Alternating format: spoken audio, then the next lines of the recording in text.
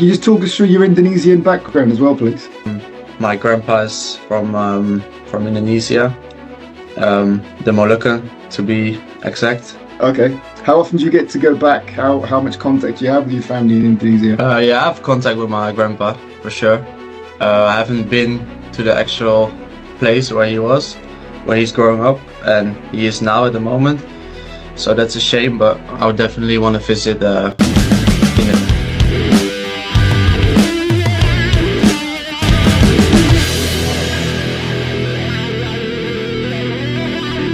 Halo pecinta sepak bola Indonesia. Nama Jensen Silt mungkin masih terdengar asing bagi sebagian orang. Tapi bagi para pencari bakat keturunan, nama ini adalah aset emas. Bek jangkung yang sempat membela Sunderland di Inggris ini ternyata memiliki darah Maluku yang sangat kental. Siapa sebenarnya sosok Jensen Silt? Dan benarkah dia segera menyusul langkah para pemain naturalisasi lainnya ke timnas Indonesia? Mari kita bahas.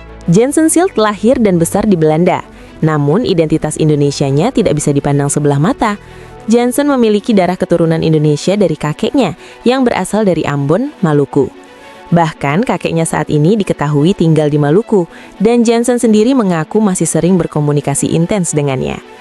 Dalam sebuah wawancara, ia menyebut sangat menyukai soto dan bercita-cita untuk mengunjungi tanah kelahiran kakeknya di masa depan.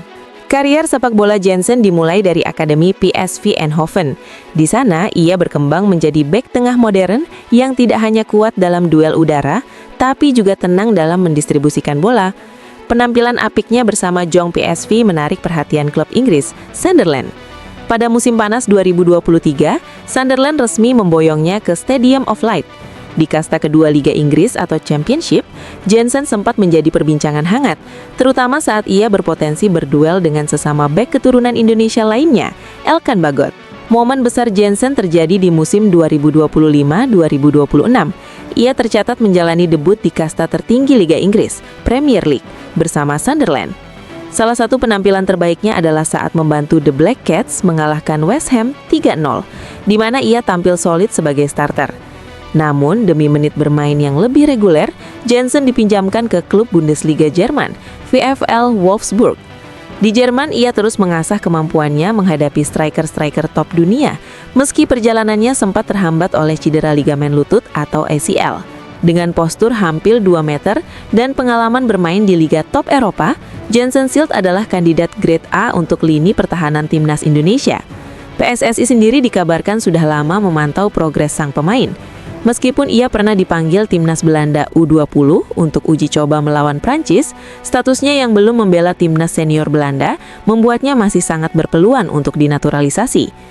Bayangkan saja jika lini belakang kita diisi oleh duet Jay Itzes dan Jensen Silt. Benar-benar tembok kokoh yang sulit ditembus.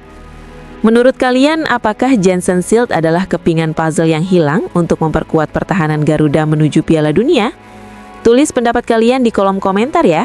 Jangan lupa like, subscribe, dan nyalakan lonceng notifikasi agar tidak ketinggalan info terbaru seputar pemain keturunan Indonesia lainnya.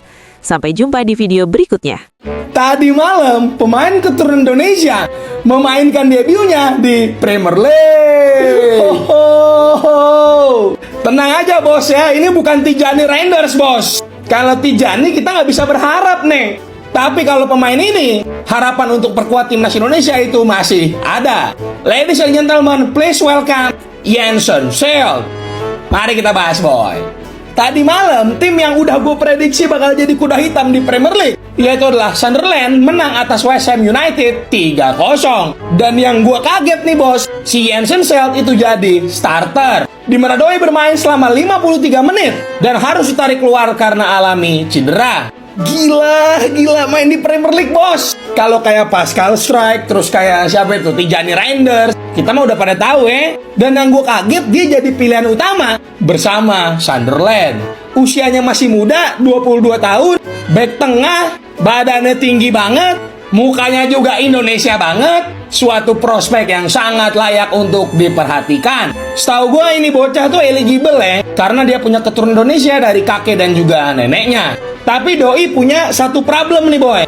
Problem yang menurut gue cukup major ya, yaitu doi adalah pemain yang punya injury prone. atau kerentanan terhadap cedera. Doi musim lalu aja udah absen kurang lebih selama 250 hari karena mengalami cedera ACL. Sekarang nih dia udah pulih nih harusnya nih. Dan tadi malam harus kembali alami cedera. Mengingat usia Jordi Amat yang udah mulai masuk ke usia senja, boy, menurut gua federasi kalau misalnya emang pengen ambil si Jensen Schilt ini bukanlah langkah yang buruk. Sebelum nanti Doi semakin bersinar dan menutup gerbang rapat-rapat untuk timnas Indonesia.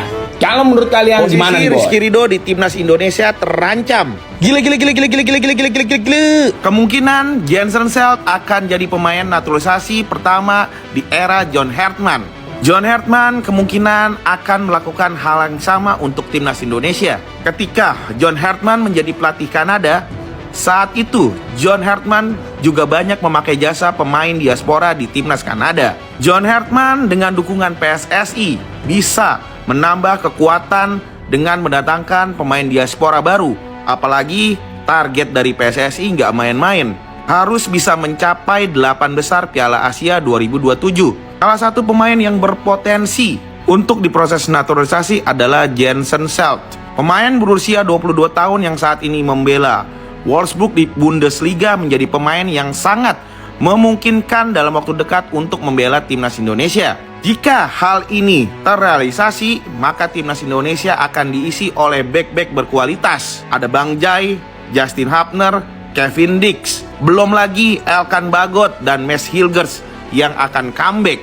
Jika hal ini terjadi, maka posisi Rizky Ridho yang menjadi satu-satunya pemain lokal yang bisa bersaing dengan pemain diaspora terancam kehilangan tempatnya bersama timnas Indonesia. Apalagi John Hartman dikenal sebagai pelatih yang mengandalkan pemain-pemain diaspora ketika menukangi timnas Kanada. Namun menurut keyakinan gue, John Hartman tidak akan bisa bebas memaksimalkan dan menentukan starting 11 timnas Indonesia. Karena menurut keyakinan gue, ada peraturan tidak tertulis yang mewajibkan harus ada pemain lokal dalam starting 11 timnas Indonesia. Kemarin kan isunya gitu, di eranya Patrick Kluivert harus ada pemain lokal di starting 11. Siapapun pelatih timnas yang baru, tahun depan dia harus merekrut di antara 3 pemain ini nih.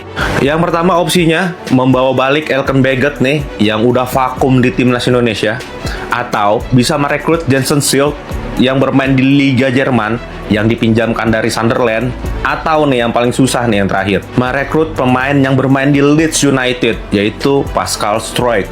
Terus kenapa gue bilang kita harus merekrut back di antara 3 pemain ini nih, Bray? Alasan pertamanya, intensitas pertandingan timnas nih banyak banget di 2026-2027. Pertama ada FIFA Series, terus ada Piala Asia juga, terus ada ASEAN FIFA Cup, belum lagi AFC Nation League, belum lagi kualifikasi Piala Dunia dan lain-lain, belum AFF dan lain-lain lah, banyak, bener nggak? Dan selanjutnya nih, kalau kita mengandalkan kedalaman tim yang sekarang, gua rasa masih sangat-sangat kurang menurut gue. Apalagi Jai Itzes kabarnya paruh musim ini akan pergi ke Inter atau ke Milan, udah pasti dia sangat-sangat eksklusif dan terbatas menurut gue.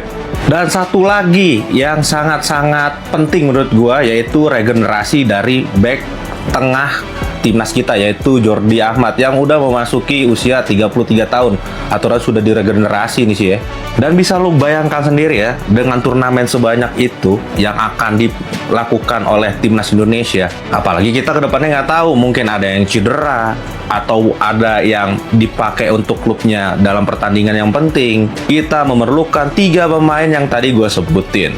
Kecuali kita mau ngambil dari yang U23 timnas, kayak Dion Marks, Ferrari, atau Kakang Rudianto, itu bisa jadi opsi. Tetapi itu menurut pendapat gue ya. Tapi kalau lo punya pendapat, tulis di kolom komentar. Dan jangan lupa follow gue, Bray.